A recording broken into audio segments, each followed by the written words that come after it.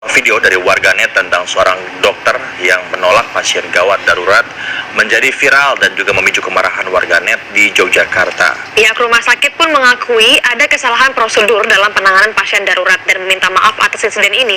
Ironisnya, kejadian ini terjadi bertepatan dengan peringatan Hari Dokter Nasional 24 Oktober yang lalu. Kabupaten Bintan, Kepulauan Riau meninggal dunia karena ditolak rawat inap. Rohaini didiagnosa menderita hama akut dan berobat menggunakan kartu Indonesia Sehat.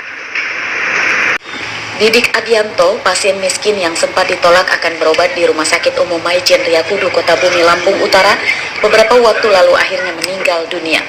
Pemuda yang menderita sakit komplikasi liver dan penyakit kronis lainnya itu menghabiskan nafas terakhir di rumah sakit yang pernah menolaknya berobat. Saya Pak Presiden, saya tentara yang dari masyarakat, akan kembali ke masyarakat.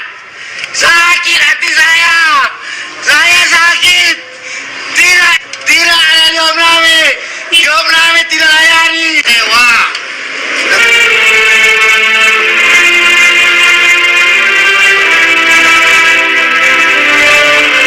Karena tak melampirkan kakak dan kisnya, bayi tersebut kemudian meninggal dunia.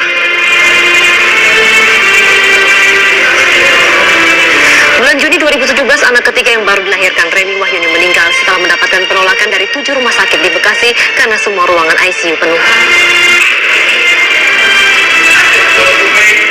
Dan September 2016, bayi usia 15 bulan Meisha Rahayu mengalami sesak napas ditolak 4 rumah sakit di Tangerang. Dengan alasan kamar di rumah sakit tersebut penuh, Meisha kemudian meninggal dunia.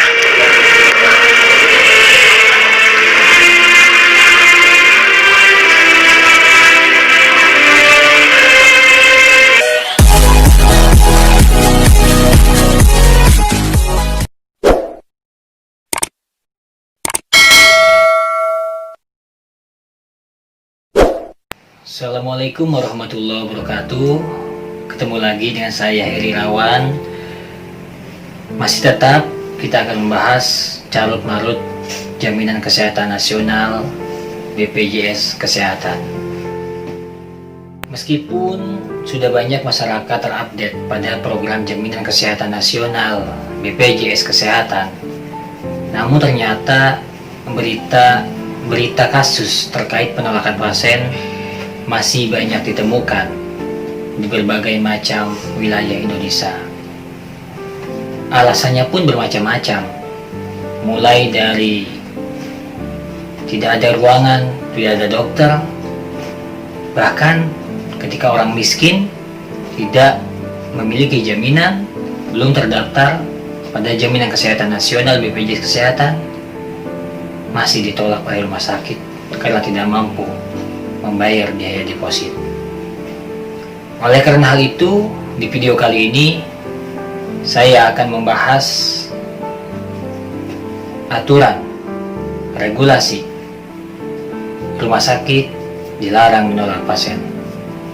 Namun bagi yang belum melakukan subscribe, silakan klik tombol subscribe dan aktifkan lonceng notifikasinya agar Anda tidak ketinggalan informasi penting lainnya.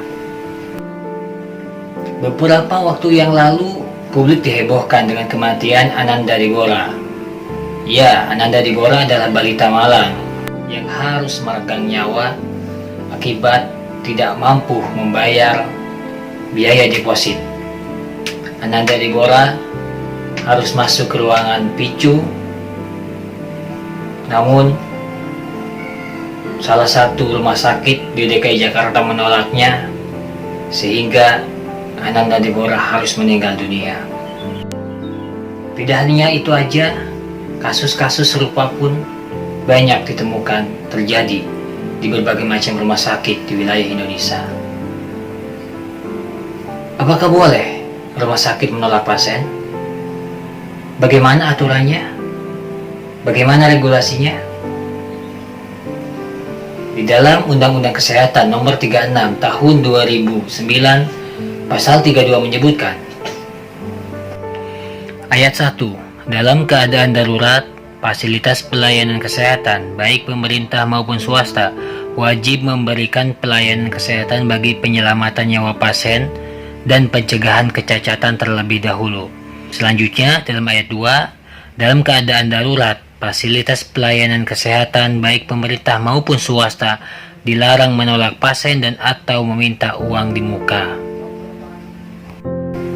Artinya, saat pasien dalam keadaan darurat, dalam keadaan emergensi, dia masuk ke IGD, pihak rumah sakit tidak ada alasan untuk menolak pasien, dan bahkan tidak boleh ketika itu meminta uang muka atau deposit.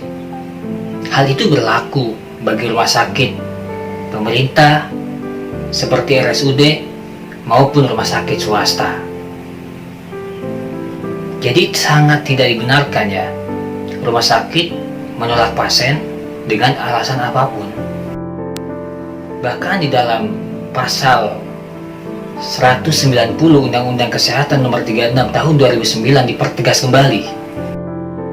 Ayat 1 yang berbunyi, pimpinan fasilitas pelayanan kesehatan dan atau tenaga kesehatan yang melakukan praktik atau pekerjaan pada fasilitas pelayanan kesehatan dengan sengaja tidak memberikan pertolongan pertama terhadap pasien yang dalam keadaan gawat darurat sebagaimana dimaksud dalam pasal 32 ayat 2 atau pasal 85 ayat 2 dipidana dengan pidana penjara paling lama 2 tahun dan denda paling banyak 200 juta rupiah.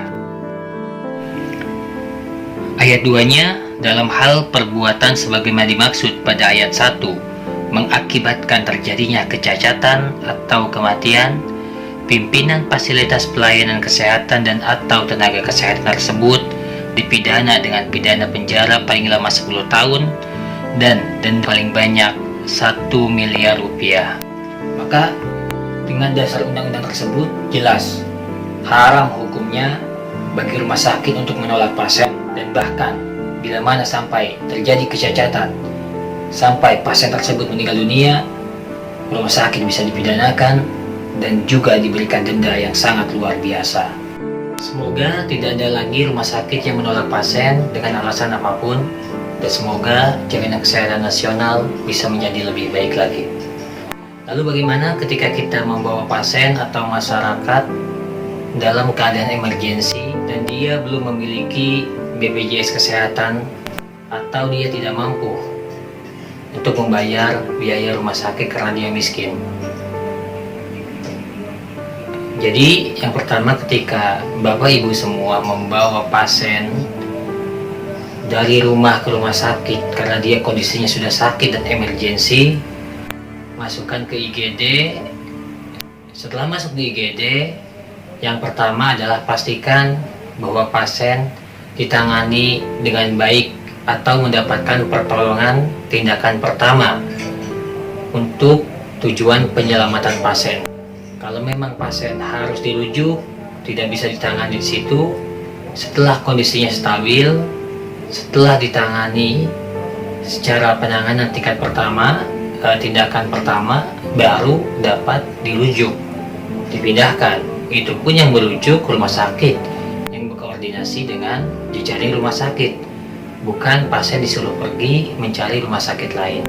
Selanjutnya, bila mana pasien ternyata akan dirawat inap di situ dan ternyata belum memiliki jaminan, maka segera temui bagian administrasi dan sampaikan bahwa pasien akan menggunakan SKTM atau surat keterangan tidak mampu yang nantinya diurus menggunakan Jamkesda. Atau juga mungkin pasien mempunyai BPJS Kesehatan, bisa jadi dia menunggak ataupun kartunya tidak ada, sampaikan saja akan menggunakan BPJS Kesehatan dan ada waktu 3 kali 24 jam. Hal itu sesuai dengan Peraturan Menteri Kesehatan Nomor 28 Tahun 2014. Status kepesertaan pasien harus dipastikan sejak awal masuk fasilitas kesehatan rujukan tingkat lanjutan. Bila pasien berkeinginan menjadi peserta JKN, dapat diberi kesempatan untuk pendaftaran dan pembayaran iuran peserta JKN, dan selanjutnya menunjukkan nomor identitas peserta JKN selambat-lambatnya 3 kali 24 jam hari kerja sejak yang bersangkutan dirawat atau sebelum pasien pulang. Jika sampai waktu yang telah ditentukan pasien tidak dapat menunjukkan nomor identitas peserta JKN, maka pasien dinyatakan sebagai pasien umum. Artinya, peserta BPJS Kesehatan ketika dia masuk ke rumah sakit dan tidak membawa BPJS Kesehatan, tidak membawa kartunya, memiliki kesempatan 3 kali 24 jam untuk melakukan ataupun mempersiapkan kartu BPJS Kesehatannya. Kalau ternyata lebih dari 3 hari dan atau kurang dari 3 hari pasien itu sudah pulang, baru dinyatakan sebagai pasien umum dan harus dibayar secara biaya pribadi. Artinya tidak boleh rumah sakit meminta deposit kepada pasien dengan alasan tidak memiliki jaminan kesehatan, dan masyarakat pun boleh dari awal menyampaikan akan menggunakan kartu JKN BPJS Kesehatan ataupun SKTM bagi masyarakat yang tidak mampu.